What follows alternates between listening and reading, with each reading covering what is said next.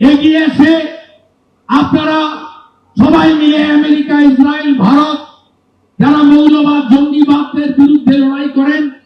যা করার দরকার সেই কাজটা করুন। কারণ এরা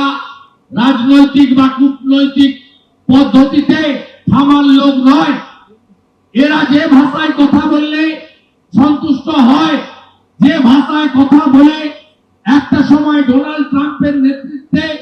আফগানিস্তানে তালিবানকে ধ্বংস করা হয়েছিল, ওসামা বিন লাদেন ধ্বংস হয়েছে, ইসরায়েল যেভাবে ভিতরে ঢুকে হামাসের প্রধানকে খতম করে দিয়েছেন, ঠিক একইভাবে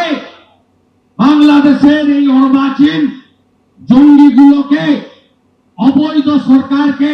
উৎখাত করার জন্য বিশ্ব সমুদায় এগিয়ে আসবেন,